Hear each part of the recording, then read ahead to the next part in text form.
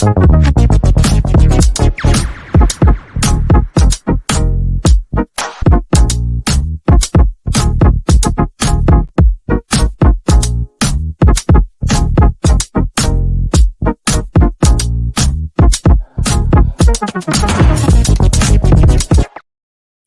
we've not really addressed on this channel, to be honest, is the rumour of Tim Steidten heading to Liverpool. Now, we'll come across that in a second. Welcome back to the West Ham Network. This is your Hammers Headlines in association with our good friends over at Knees Up Mother Brown, KUMB.com.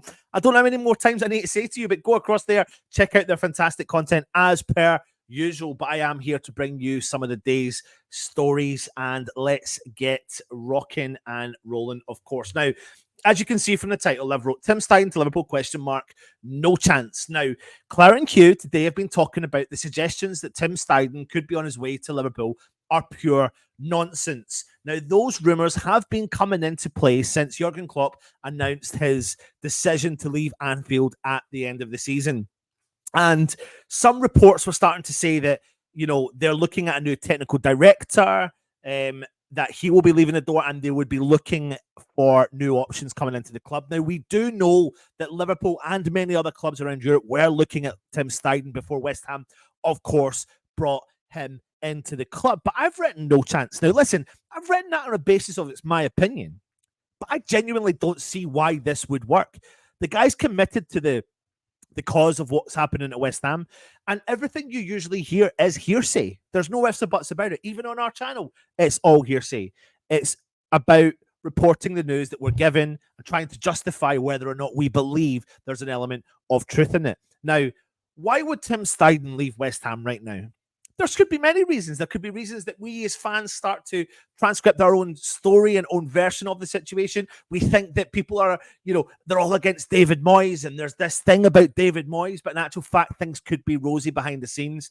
Tim is developing the recruitment situation at West Ham. He's appointing his own brother, Moritz Steidten, to the club. He's having a look at the situation. He's working with the club from behind the scenes, and I just don't see why he would give up on a project so quickly. There is a however, ever so slightly. There is one person that could really make this go up. And that man is the man at the top of the club, and that is David Sullivan. I've always got a concern when he's in charge at West Ham. I've always had a concern when he comes into play with regards to West Ham. And I think there is always a chance that West Ham could fold up amongst itself when things are going good, that something could come back and haunt us. And I think that always falls upon the head of the one man and the one man only, and that is David Sullivan. But for right now, I don't believe anything in this. I don't believe that Tim Steidten would have started the project knowing that he's going to a brand spanking new project at Liverpool, especially when they don't know who the manager is going to be, what direction they're going in. But you never say never. You never say never. So I am right now saying that the club are denying any ongoings or conversations. He's in a contract with West Ham, and West Ham are committed to this journey with Tim. Tim's looking at bringing in the foundations, family foundations, players, signing players onto long-term contracts. You know, there's something there that we've brought in, this reputable director into the club, and he's doing the job he's doing. So right now, I'm saying it's a no. You put your comments in and let me know. Listen, I don't know. I've got no insider knowledge, but that is what it is. Now, Tim himself was looking at this player that you see here, Ibrahim Osman, and it looks like we've missed out on this target. Brighton are closing in on a deal to sign the winger under the noses of our wonderful club. Now, apparently, he has completed a medical on the South Coast as they close in on a full agreement with the Danish side, Nordsjælland, who we've been talking about over the month of January.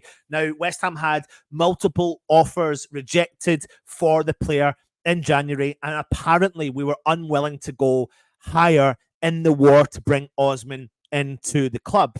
And loads of teams around Europe were scouting this player, and it was always going to be the full focus on trying to bring someone in if he was, say, a target of Steidten, etc. And it looks like he was. Now, rumours are suggesting that, again, the man at the top, David Sullivan is potentially causing the problems. And apparently, an advisor close to him said, don't go there with regards to this player. Again, we'll never really know the full element of truth. But if that is true, then stop interfering with those kind of matters, Mr. David Sullivan. It's an accusation. I don't know the facts. But if Brighton are to pull in this wonder kid from Europe, the Ghanaian player, then it would be disappointing that we'd miss out on that. The only ifs or buts or maybes is if you take the risk, and sometimes again, there's not many players that West Ham are linked to that we don't get that go on to provide and prove us wrong that we didn't sign them.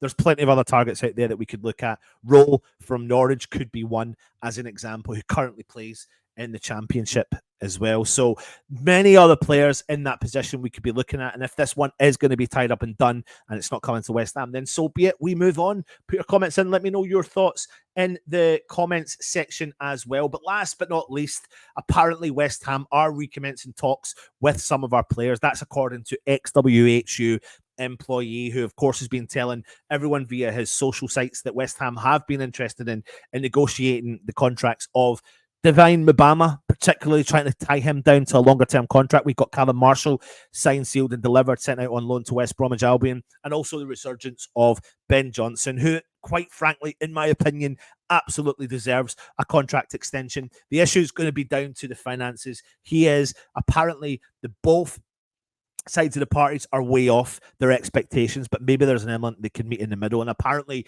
they're going to be pushing the boundaries to try and get these two players to commit to us over the coming weeks. And that would be a really good bit of business by West Ham if we could keep these two players long-term investments, long-term assets at the club, because what Ben Johnson has proven to us is, and in my opinion, you were either for him or not. And I did like him previously when he was playing for us. I think he needs consistency in one position, but I think he has earned himself the right to remain at this club and be an important part of our squad. He's come from the midst of nowhere again to prove a lot of people wrong. And when it comes to Divine Mbama, listen, we all know what he's capable of doing on his day. So touch wood, that can happen. Fingers crossed moving forward. There you go. That's the end of your Hammers headlines today in association with our good friends over at Knees Up Motherbound, KUMB.com. Check out the rest of our content on the channel. Jamie is on tonight with the wrap-up show, so make sure you join him at 9 o'clock. Go and check out Alex's show last night, the TikTok Takeover, as well on the channel. It's been very, very interesting at the West Ham Network, so take it easy and come on, you irons.